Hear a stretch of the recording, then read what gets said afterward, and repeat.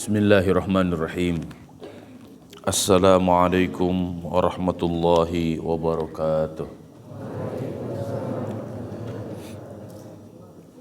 Para asatiz sehat semuanya. Santri-santri sehat semuanya. Alhamdulillah. Doakan Ustaz semoga sehat ya. Kemarin full dari subuh sampai jam 2 subuh. Baru bisa istirahat jam 2 subuh. Bangun langsung kelayangan, Masya Allah. Semoga sehat walafiat. Bismillahirrahmanirrahim. Alhamdulillahi rabbil alamin. Wabihi nasta'inu ala umuri dunya waddin. Assalatu wassalamu ala ashrafil anbiya'i wal mursalin Nabiyyina wa maulana wa syafi'ina Muhammadin sallallahu alaihi wasallam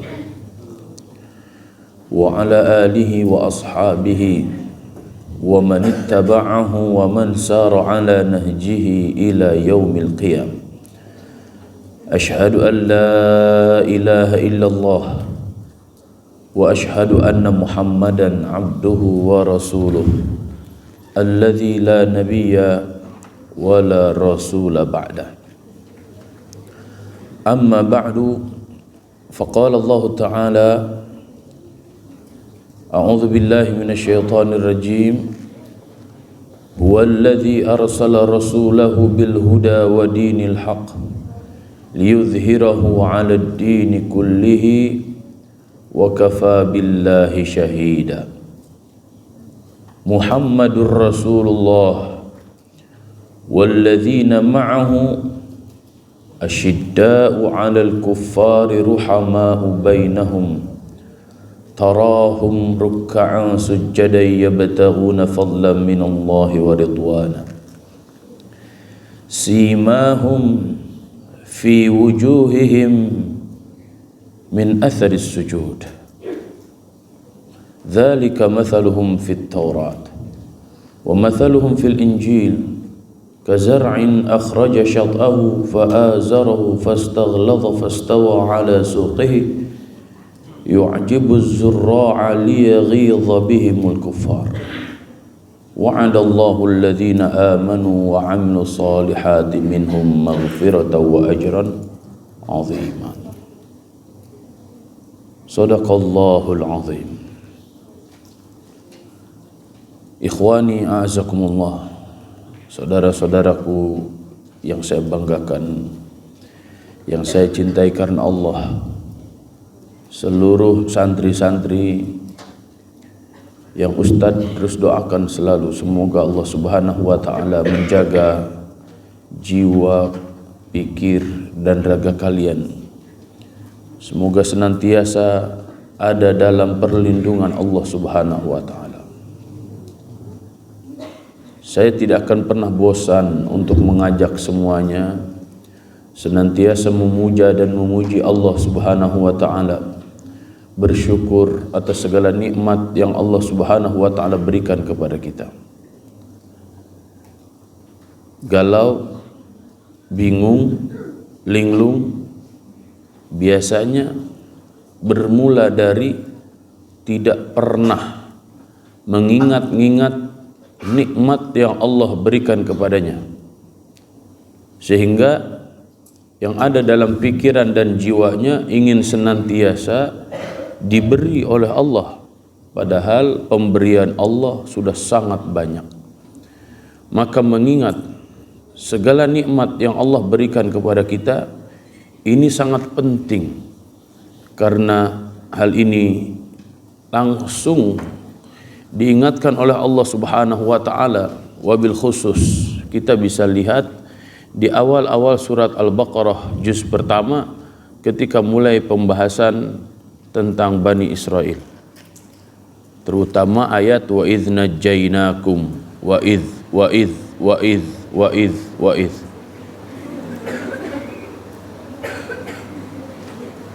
Rangkaian ayat-ayat tersebut ketika diawali dengan kata-kata iz, Maka ini menunjukkan ingatan-ingatan kita terhadap masa lalu, wabil khusus atau siyak yang disebutkan dalam ayat ini mengenai Bani Israel. Akan tetapi sikap Bani Israel ketika diingatkan oleh Allah Subhanahu wa taala dengan berbagai macam nikmat, ternyata justru mereka semakin jauh dari Allah, semakin tidak percaya kepada Allah. Bahkan Nabi yang diutus oleh Allah Subhanahu wa taala kepada mereka pun mereka ingkari. Klimaks dari pembicaraan tentang Bani Israel ini, kita akan mendapatkan makhluk Allah yang dikutuk, yaitu kunu qiradatan khasiin. Jadilah kalian semuanya kera selama-lamanya. Ya. Wal'iyadzu billah, jika kita semuanya di antara orang-orang yang sedikit sekali bersyukur kepada Allah, maka oleh karena itu lisan kita tidak boleh pernah bosan untuk terus mengucapkan alhamdulillah wa syukru lillah. Bahkan dalam kondisi Allah Subhanahu wa taala berikan musibah yang banyak, para ulama biasanya mengajarkan dengan perkataan alhamdulillah ala kulli hal. Ini perhatikan kata-katanya. Alhamdulillah ala kulli hal menunjukkan kita masih bisa bersyukur kepada Allah dalam kondisi banyak musibah. Kalau sedang banyak nikmat, maka perkataan para ulama biasanya kita dengar dengan alhamdulillah bi ni'matihi tatimmus shalihat. Ya, beda ungkapannya tapi substansinya sama. Ketika kita diberikan nikmat rizki berbagai macam bentuk, kemudian kita bersyukur kepada Allah, maka berterima kasih itu disebut dengan syukur. Ya. Ketika kita diuji oleh Allah Subhanahu wa taala dengan berbagai macam musibah, tapi kita masih berterima kasih kepada Allah, itulah yang disebut dengan syakur. Maka di dalam ayat disebutkan wa qalilun min ibadiya asyakur, sungguh sangat sedikit hamba-hambaku yang bersyukur. Alhamdulillah wa syukrulillah, hari ini kita masih ada di pesantren. Hari ini Allah Subhanahu wa taala masih memberikan kepada kita semuanya kesempatan berbekal memahami agama ini. Karena jika sudah lewat masa antum, terutama masa SMP dan SMA, belajar agama itu seakan-akan menjadi hal yang bukan prioritas. Maka berbekallah, anak-anakku sekalian, berbekallah untuk mengkaji Islam, dan ini sebuah nikmat yang sangat luar biasa. Salawat dan salam semoga senantiasa tercurah kepada Rasulullah sallallahu alaihi wasallam. Kita tidak akan pernah bosan untuk senantiasa bersolawat kepada Nabi yang diutus oleh Allah Subhanahu wa taala sebagai khatamul anbiya wal mursalin, penutup para nabi dan para rasul. 313 rasul, 124.000 para nabi yang disebutkan oleh Imam Al-Ghazali di dalam kitab Majmu'ah Rasail. Imam Al-Ghazali dan juga Imam An-Nawawi Al-Bantani di dalam tafsir Marah Labidnya. Kita bersyukur karena kita menjadi umat Nabi Muhammad sallallahu alaihi wasallam. Karena menjadi umat Nabi sallallahu alaihi wasallam menjadi hal yang sangat unik. Ibadah-ibadahnya kalau dari banyaknya, lamanya umat-umat nabi-nabi sebelum kita, banyak sekali ibadah-ibadahnya, tapi nilainya tidak akan pernah menyamai pahala ibadah-ibadah yang diajarkan oleh Nabi Muhammad sallallahu alaihi wasallam. Coba antum perhatikan Nabi Daud saum wajibnya seperti apa? Hari ini saum, besok buka. Sepanjang hayatnya seperti itu. Umat Nabi Muhammad hanya sebulan saja selesai. Ya, indah sekali. Antum mau diampunkan dosa oleh Allah Subhanahu wa taala sangat mudah sekali, tinggal datang ke masjid. Langkahnya itu sudah menjadi kafarat atas segala dosa. Satu kakinya lagi ketika dilangkahkan, maka itu sudah menjadi asbab diangkatnya derajat oleh Allah Subhanahu wa taala. Semua para nabi dan para rasul kelak di akhirat, di yaumil hisab, tidak ada yang berani mendahului memberikan syafaat kecuali setelah Nabi Muhammad sallallahu alaihi wasallam. Dan Nabi Muhammad sallallahu alaihi wasallam akan meminta kepada Allah Subhanahu wa taala semua orang yang pernah mengatakan asyhadu an la ilaha illallah wa asyhadu anna Muhammadar Rasulullah dikeluarkan dari siksa api neraka. Bahkan Nabi Muhammad sallallahu alaihi wasallam akan meminta kepada Allah Subhanahu wa taala orang yang pernah mengucapkan la ilaha illallah pun agar dikeluarkan dari api neraka. Inilah yang disebut dengan juru selamat sejati. Karena yang diselamatkan oleh Nabi Muhammad sallallahu alaihi wasallam bukan hanya orang Islam setelah Nabi Muhammad sallallahu alaihi wasallam diutus, akan tetapi seluruh orang yang pernah mengatakan la ilaha illallah walaupun tidak Muhammad Rasulullah. Siapa mereka? Mereka adalah pengikut seluruh para nabi dan para rasul sebelum Nabi Muhammad sallallahu alaihi wasallam. Inilah makna bahwa diutusnya Nabi Muhammad sallallahu alaihi wasallam sebagai rahmat bagi semesta. Maka oleh karena itu bersalawatlah kepada Nabi Muhammad sallallahu alaihi wasallam sebanyak-banyaknya salawat. Ya. Jika kita sudah terbiasa bersalawat 100, tambah lagi 150, tambah lagi 200, tambah lagi 300, tambah lagi sampai 1000. Kalau sudah biasa 1000, tambah lagi, sebanyak-banyaknya. Agar apa? Ketika kita sering menyebut asma Allah, maka semoga Allah Subhanahu wa taala semakin mengenali kita. Ketika kita senantiasa sering menyebut bersalawat kepada Nabi, menyebut nama Nabi Muhammad sallallahu alaihi wasallam dengan bersalawat kepadanya, semoga Nabi Muhammad sallallahu alaihi wasallam semakin kenal dengan kita semuanya. Sehingga sepanjang hidup kita terbimbing dengan mutaba'ah, dengan kecintaan dan ketundukan kepada Nabi Muhammad sallallahu alaihi wasallam.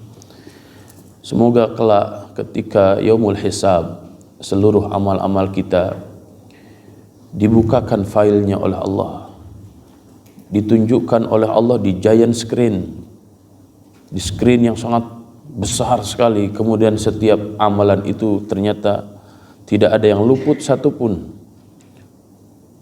Kita memang bukan para nabi, kita bukan para rasul, kita bukan aulia Allah, kita orang-orang biasa. Maka sungguh syafaat dari Nabi SAW sangat kita butuhkan. Dan semoga kita di antara orang-orang yang akan mendapatkan syafaatul uzma dari Rasulullah sallallahu alaihi wasallam. Dan semoga dengan syafaatul uzma itulah kita semuanya diperkenankan oleh Allah Subhanahu wa taala memasuki surga Firdausil A'la bersama-sama tanpa hisab. Apalah artinya pesantren bertahun-tahun, bahkan mungkin khidmah di pesantren bertahun-tahun, tapi akhir hayatnya dalam kondisi su'ul khotimah. Apalah artinya gelar, apalah artinya jalan-jalan ke sana kemari, apalah artinya out fit yang sekian-sekian ketika hidupnya, tapi ketika kematiannya dijauhkan oleh Allah Subhanahu wa taala dari surga. Maka kita semuanya memohon kepada Allah, ketika Allah Subhanahu wa taala mempertemukan kita di dunia, semoga Allah Subhanahu wa taala pertemukan kembali kita di akhirat dan dikumpulkan oleh Allah Subhanahu wa taala di surga Firdausil A'la. Allahumma amin. Anak-anakku sekalian, pada kesempatan kali ini Ustadz ingin membahas satu kata di dalam Al-Quran.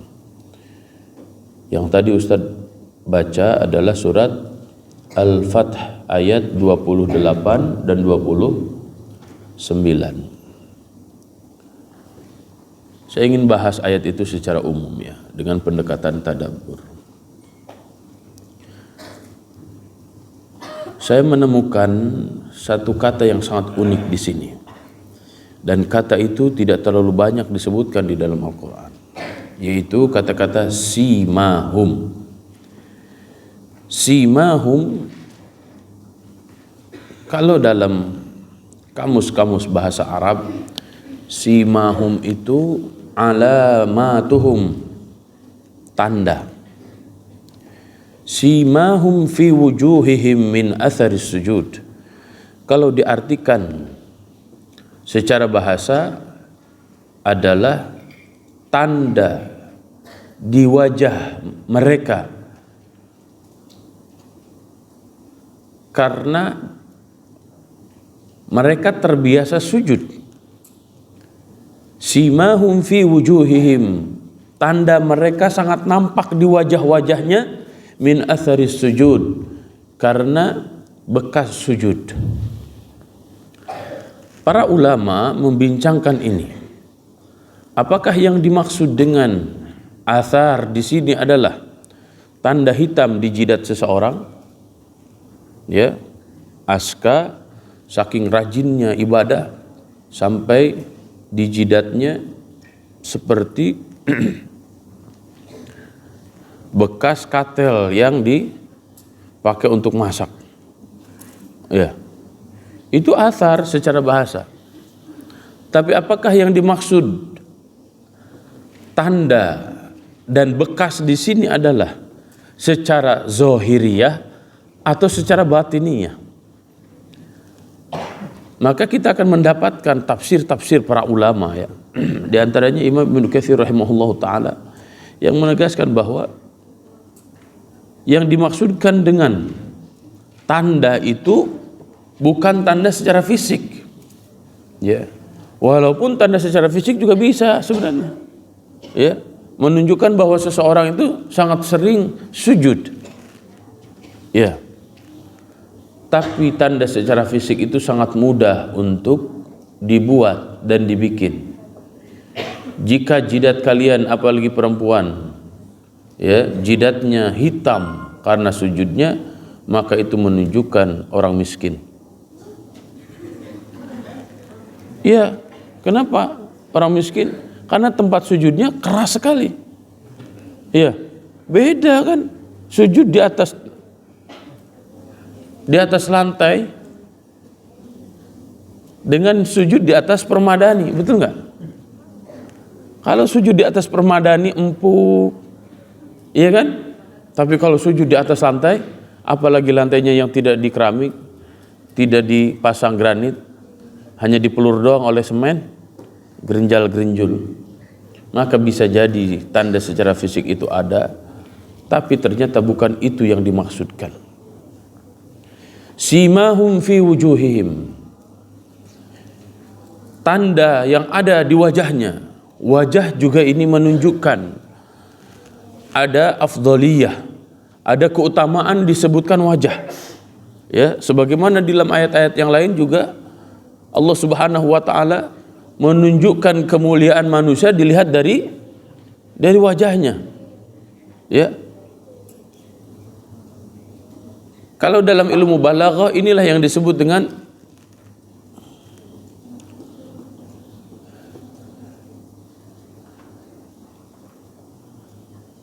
disebutkan sebagian, tapi yang dimaksudkan adalah semuanya atau juz'iyah. Disebutkan wajahnya, tapi yang dimaksudkan adalah semua anggota badannya, bahkan bukan hanya yang lahiriahnya tapi juga batiniyahnya. Sebagaimana ketika seseorang salat mengatakan inni wajjahtu wajhiya lilladzi fataras samawati wal ard. Aku hadapkan kepadamu ya Allah wajahku.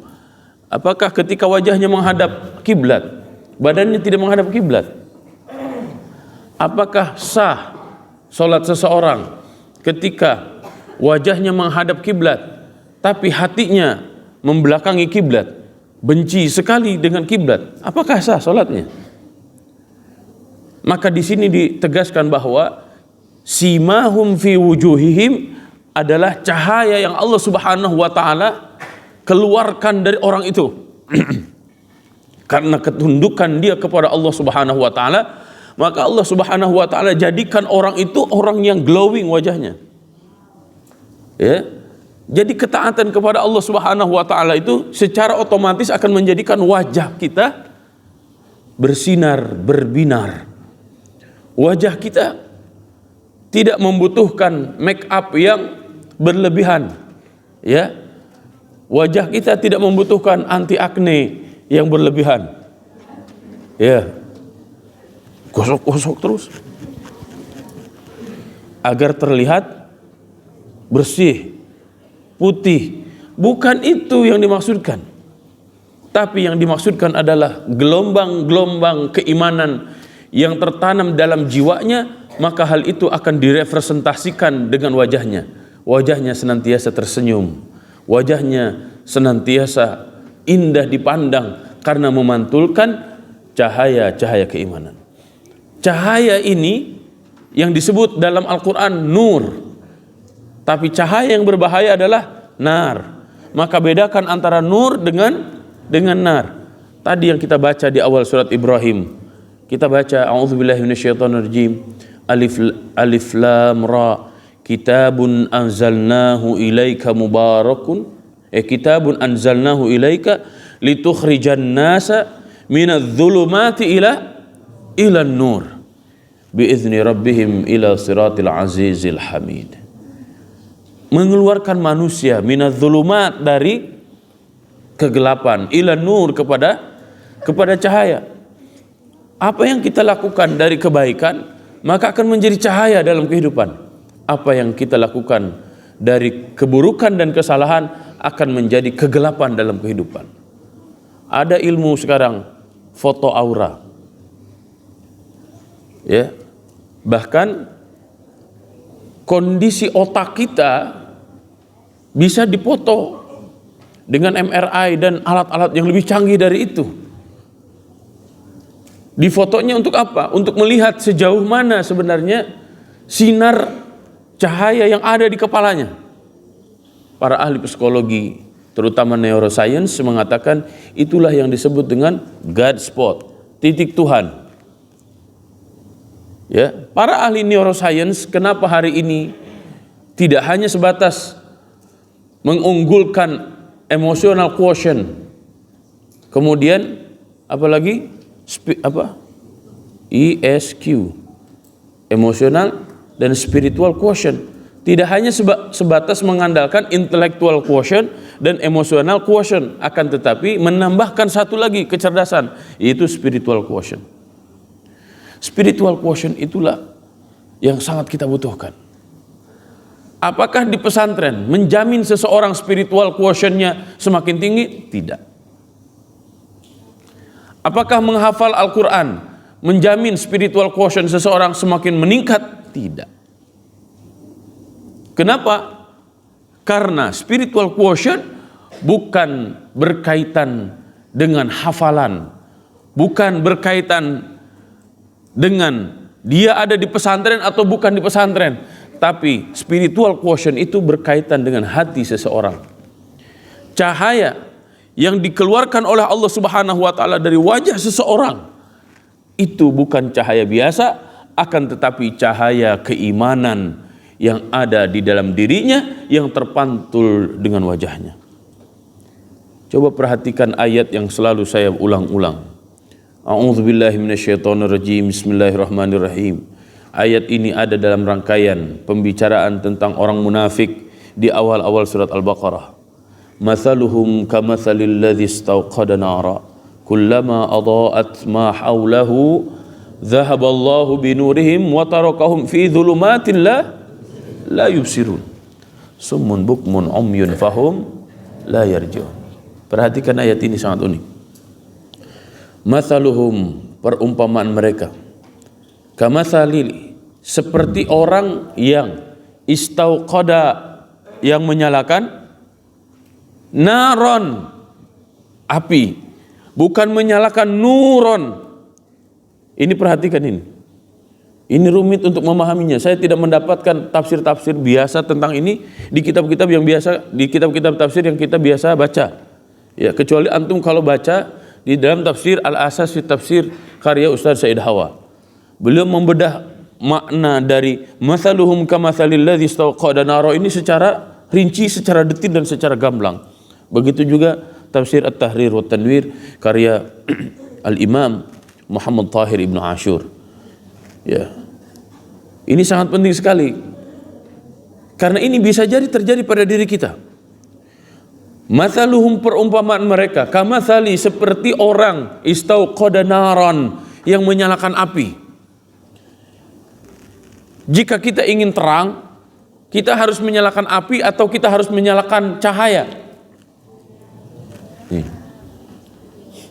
Di antara hikmah disebutkan di ayat ini, istauqada nara, karena dia akan berada di tempat yang terang, akan tetapi justru dia terbakar oleh api itu. Karena yang dia nyalakan hanya sebatas api, bukan cahaya. Kita bisa jadi ada di pesantren, kita bisa jadi menghafal Quran setiap hari, tapi bisa jadi keberadaan kita di pesantren bukan karena tingkat syukur, bukan karena keinginan kita ingin berbenah diri dan ingin membekali diri dengan pemahaman-pemahaman agama, tapi kita ada di pesantren karena sangat terpaksa oleh kedua orang tua kita. Maka orang-orang yang seperti ini berapa tahun pun di pesantren, dia bisa jadi tidak mendapatkan cahaya iman. Dia tidak pernah mendapatkan rasa nikmat berinteraksi dengan saudara-saudaranya di pesantren, dan dia tidak pernah merasakan kenikmatan dan keindahan berinteraksi dengan Al-Quran. Maka bisa jadi orang-orang yang seperti ini semakin bertambah tahun, semakin naik kelas, bahkan bisa jadi setelah mereka jadi ustadz sekalipun, yang mereka lakukan bukan semakin indah dan semakin nikmat berinteraksi dengan Al-Quran dan hidup di bawah Al-Quran, akan tetapi justru semakin jauh dari Al-Quran. Cukup interaksi dengan Al-Qurannya hanya sebatas mendapatkan ijazah. Ketika di majelis Quran diumumkan, dapat sertifikat, difoto, diupload ke medsos, cukup. Dapat cahaya? Dapat. Cahayanya apa? Viral. Semua orang komen, Masya Allah, anak ibu ternyata sekarang sudah hafizul Quran. Masya Allah, anak si fulan sudah hafizah. Masya Allah, Ustadz ini bacaannya bagus sekali. Masya Allah, Masya Allah. Semua orang berdecak kagum. Tapi apakah hal itu akan ada korelasinya, akan ada kaitannya dengan semakin bersinarnya jiwa raga kita, akan semakin berkahnya tempat kita? Belum tentu. Maka di sini Ustadz ingin mengajak kepada semuanya, ya, di tengah-tengah kondisi seperti ini, para ahli mengatakan mulai tahun 2019 ini adalah spiritual war, perang spiritual, perang mentalitas. Banyak orang yang stres, banyak orang yang putus asa. Kalau di Ukraina putus asa karena mereka melihat pasukan Rusia yang sangat banyak dan sangat kuat. Ya, kalau di Indonesia yang menjadikan putus asa apa? Karena antrian minyak goreng yang sangat panjang. Beda levelnya. Iya. Beda levelnya. Di luar negeri sana kita bisa lihat bagaimana Rusia dengan Ukraina dan bagaimana Israel dengan Palestina. Antum bisa lihat bagaimana cahaya iman itu terus memancar dari saudara-saudara kita di Palestina sampai masuk ke seluruh penjuru-penjuru bumi. Maka orang-orang yang beriman di saat kita sekarang seakan-akan ketika mereka memiliki perhatian terhadap Palestina, maka sinyal-sinyal keimanan itu tersambung pada dirinya, tersambung pada batinnya, tersambung pada pikirannya, sehingga mereka terpengaruh dengan amal, gerak, aktivitas kesehariannya. Lihat bagaimana Salahuddin Al-Ayyubi. Apakah Salahuddin Al-Ayyubi beliau hanya seorang diri? Tiba-tiba lahir generasi Salahuddin Al-Ayyubi kemudian memenangkan Palestina? Enggak. Yang dilakukan oleh generasi sebelum Salahuddin Al-Ayyubi adalah mengokohkan keimanan itu, karena keimanan itulah yang menjadi tanda mana teman kita yang sebenarnya, mana yang bukan teman kita. Ini sangat dibutuhkan oleh kita semuanya, apalagi setelah antum keluar dari pesantren. Maka manfaatkan betul waktu-waktu selama antum di pesantren untuk apa? Untuk mengokohkan keimanan kita kepada Allah Subhanahu wa taala dan mengokohkan persaudaraan sesama kita. Karena karakter hati itu, jika hatinya sama, maka dia akan bertemu, dia akan berkumpul dan semakin kuat. Pertanyaannya sekarang, apa yang mempertemukan hati antum dengan hati teman-teman antum? Apa yang mempertemukan hati antum dengan guru-guru antum? Jika hal-hal yang sifatnya fisik, maka persatuannya akan sesaat. Tapi jika yang mempersatukan antum adalah keimanan, semangat perjuangan, ketika antum keluar dari pesantren, yang ada di hati antum adalah kerinduan untuk bertemu dengan saudara-saudara kita seiman, dan antum akan menemukan orang-orang yang beriman seperti antum walaupun antum sudah jauh dari para asatiz. Antum akan dipertemukan oleh Allah Subhanahu wa taala dengan orang yang memiliki hati yang bersih ketika antum bersih. Inilah makna dari al-arwah junudun mujannada. Hati itu akan bersatu sebagaimana pasukan-pasukan yang sudah disiapkan oleh seorang jenderal. Antum hatinya akan seperti apa? Apakah antum akan berhati nur, memiliki nur, atau antum akan memiliki nar? Ketika kita memiliki nur, maka cahaya iman yang ada di hati kita akan mempengaruhi cahaya di wajah kita. Bahkan seluruh anggota tubuh kita akan memantulkan cahaya-cahaya iman itu. Cahaya iman akan keluar dari setiap pori-pori kita semuanya. Tapi jika iman itu tidak ada, maka api yang akan keluar dari wajah kita, dari tubuh kita, atau dalam bahasa lain yang dilakukan oleh orang tersebut hanya merusak. Karena karakter api, apapun yang mendekat api itu, dia akan dihanguskan. Apakah kita manusia-manusia yang memiliki tanda simahum fi wujuhihim min athari sujud, atau kita menjadi orang-orang yang istauqada naron, orang-orang yang menyalakan api sehingga kita semuanya terbakar sendiri? Para santri, para asatiz, modal kita hari ini adalah modal keimanan. Keimanan itu ada di dalam hati yang bersih. Qad aflaha man zakkaha wa qad khaba man dassaha. Sungguh telah beruntung mereka yang membersihkan jiwanya, dan sungguh telah merugi mereka yang selalu mengotori jiwanya.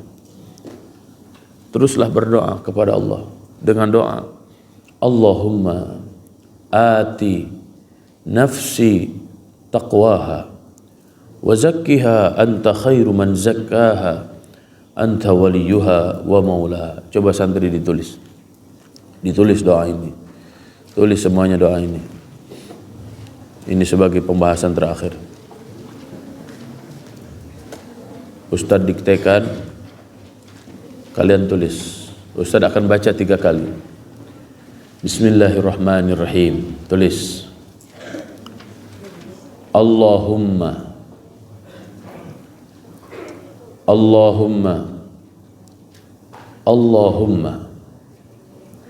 ati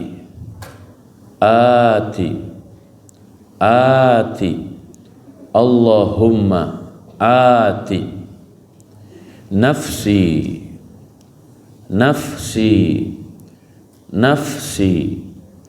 Allahumma ati nafsi taqwaha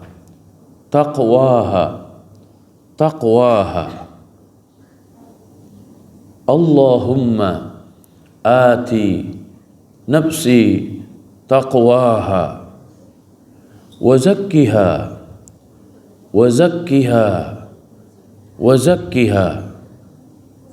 Allahumma ati nafsi taqwaha wa zakkiha wa zakkiha wa zakkiha.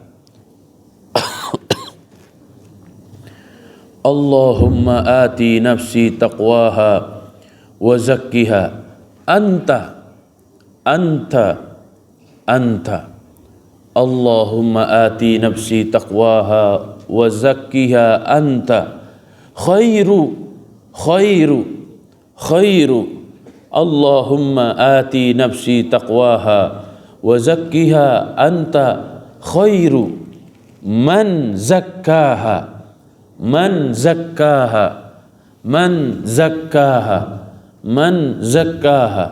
Allahumma ati nafsi taqwaha wa zakkiha anta khairu man zakkaha anta waliyuha Allahumma ati nafsi taqwaha wa zakkiha anta khairu man zakkaha anta waliyuha wa maulaha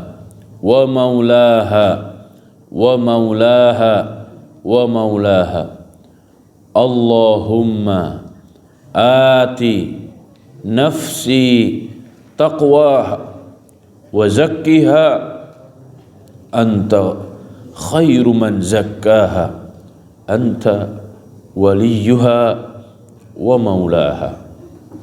Sudah ditulis? Yo, bareng-bareng kita baca doa ini.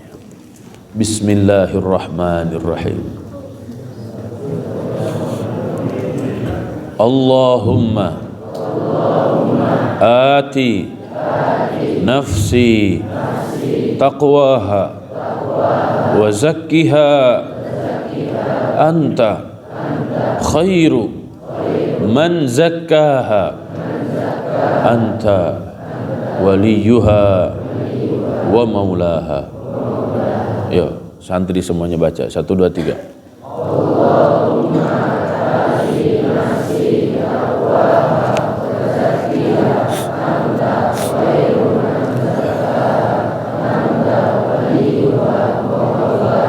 Allahumma amin. Semoga Allah Subhanahu wa taala tanamkan ketakwaan dalam lubuk hati kita, yang dengan ketakwaan itu Allah Subhanahu wa taala akan pancarkan cahaya ketakwaan, cahaya keimanan di wajah kita, di jiwa dan raga kita, sehingga menjadi tanda bahwa kita adalah orang-orang Islam sebenar-benarnya Islam, orang-orang beriman sebenar-benarnya iman, orang-orang bertakwa sebenar-benarnya takwa, istiqomah menjadi pengikut setia Nabi Muhammad sallallahu alaihi wasallam. Ustaz cukupkan sampai di sini kajiannya. Semoga ada manfaatnya, walaupun mungkin sedikit. Semoga kajian tentang mukasyafatul qulub mengungkap keajaiban-keajaiban hati, mengungkap keajaiban-keajaiban iman menjadi tema yang akan terus kita bahas, sehingga Allah Subhanahu wa taala golongkan kita semuanya menjadi orang-orang Islam dan orang-orang beriman. Demikian yang bisa Ustaz sampaikan. Wallahu a'lam bissawab. Wallahul muwaffiq ila aqwamit thariq. Wallahu ya'khudhu bi aydina ila ma fihi khairun lil islami wal muslimin. Hasbunallah wa ni'mal wakil. Ni'mal maula wa ni'man nasir. Nasrun minallah wa fathun qarib. Subhanakallahumma wa bihamdika nashhadu an la ilaha illa anta nastaghfiruka wa natubu ilaik. Wassalamu alaikum warahmatullahi wabarakatuh.